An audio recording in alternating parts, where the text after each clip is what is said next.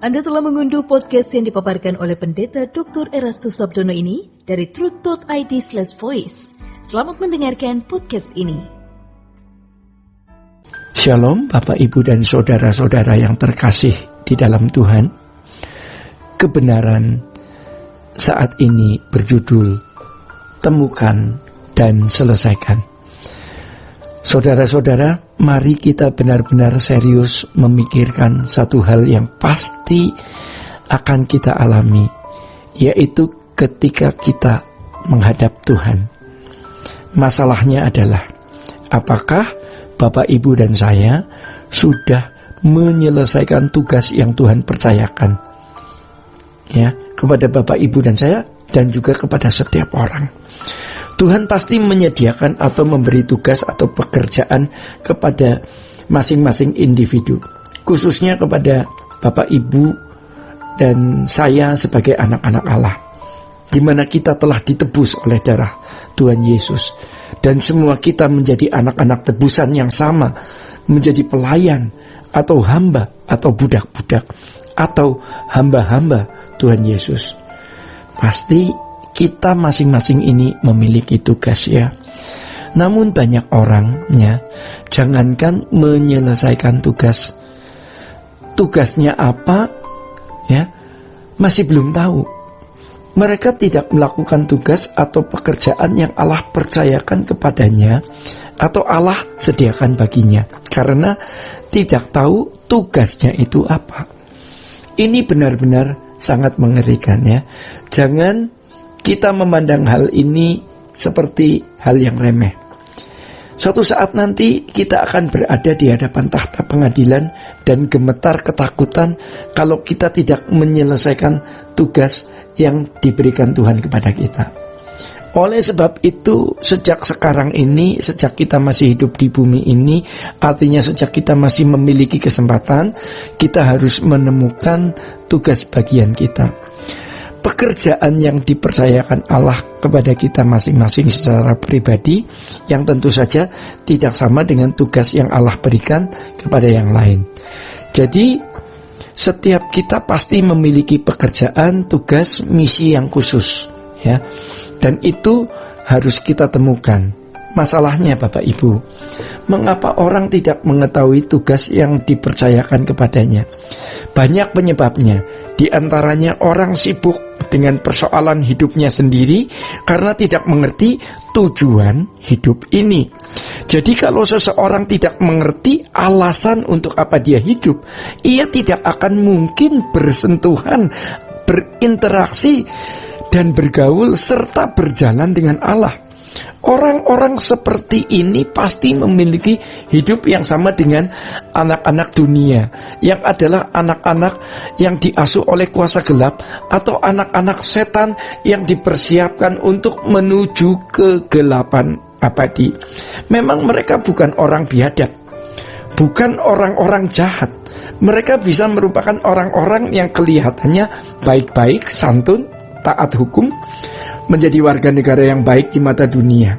Tetapi mereka tidak mengerti apa itu kehendak Bapa di dalam hidup mereka sendiri, karena mereka memiliki dunianya sendiri, memiliki dunia sendiri. Mestinya Bapak, Ibu, dan saya sebagai anak-anak Allah memiliki kawasan lain, yaitu kawasan ilahi, ya. Namun kalau seseorang sudah terlalu sibuk dengan kesenangan sendiri, dengan cara berpikir anak dunia, ia tidak akan bisa mengerti bahwa kawasan hidup sebagai anak-anak Allah, sehingga tidak akan mengerti apa itu rencana Allah di dalam hidupnya, kehendak Allah di dalam dirinya. Jadi banyak orang tidak mau teliti akan setiap hal yang ia harus jalani seperti yang Allah Bapa kehendaki. Mereka juga tidak peduli, ya, asalkan dalam prinsip mereka masih berpredikat baik, ya, santun, tidak melanggar hukum, ya, tidak melakukan skandal-skandal yang memuat malu atau reputasi rusak. Buat mereka itu sudah, mereka merasa cukup. Padahal sejatinya banyak kemelesetan dari apa yang kita ucapkan, kita lakukan. Walaupun di mata manusia wajar, tetapi itu meleset dari kehendak Allah. Nah, kemelesetan-kemelesetan ini membuat mata Bapak Ibu dan saya kabur. Ya, telinga kita tuli sehingga kita tidak melihat dan kita tidak mendengar apa yang Allah kehendaki untuk Bapak Ibu dan saya lakukan di setiap harinya. Hal ini membuat kita tidak akan bisa mengerti ya proyek yang Allah percayakan kepada kita. Ironis sekali kan, jika kita ada di ladang Tuhan ya, melakukan pelayanan misi, penginjilan dan lain sebagainya, tetapi ternyata kita tidak tepat melakukan apa yang sebenarnya menjadi bagian kita. Atau bahkan bisa saja itu menjadi bagian kita atau menyentuh bagian kita, tetapi kita melakukannya tanpa mengerti perasaan Allah, atau kita tidak melakukannya dalam kesadaran yang benar. Maksudnya adalah karena pasti di situ banyak agenda pribadi kita, maka masih terjadi kemelesetan di situ. Tetapi oleh berkat dan belas kasihan Tuhan, Tuhan memperbarui cara kita berpikir. Jadi mulailah dengan melakukan kehendak Allah dari hal-hal sederhana dan kecil, seperti dari ketepatan berbicara, ketepatan bertindak, ketepatan berpikir dan berperilaku.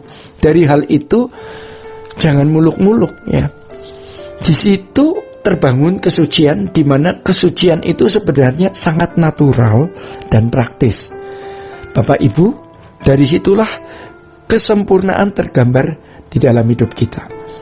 Kita akan mulai diarahkan Tuhan menemukan proyek-proyek Tuhan yang harus Bapak Ibu dan saya selesaikan.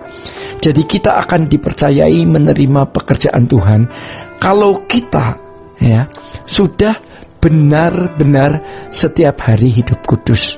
Dan itu harus dibuktikan dengan langkah hidup kita setiap hari sampai kita mendapati dan menemukan proyek yang Allah percayakan kepada kita. Jadi ada proyek kerajaan surga yang lebih besar dari berbagai proyek yang bisa dimiliki orang. Banyak proyek Allah, namun itu hanya dipercayakan kepada orang-orang yang bisa dipercayai. Apakah kita sudah menemukan proyek Bapa bagi kita secara pribadi? Apakah kita sudah mengusahakan untuk menyelesaikan sesuai dengan waktu dan caranya, sehingga pada waktu kita meninggal dunia, kita sudah menyelesaikan proyek itu? Dengan gentar kita harus mempertanyakannya. Jangan-jangan apa yang dipercayakan kepada Bapak, Ibu, dan saya belum bisa diselesaikan. Firman Tuhan mengatakan di dalam Yohanes 9 ayat 4, kita harus mengerjakan pekerjaan Dia yang mengutus aku selama masih siang, akan datang malam, ya, di mana tidak ada seorang pun yang dapat bekerja. Selagi hari masih siang, selagi masih ada kesempatan, temukan dan selesaikan. Bapak Ibu yang dikasihi Tuhan, demikian kebenaran saat ini. Tuhan Yesus memberkati. Sola Gracia.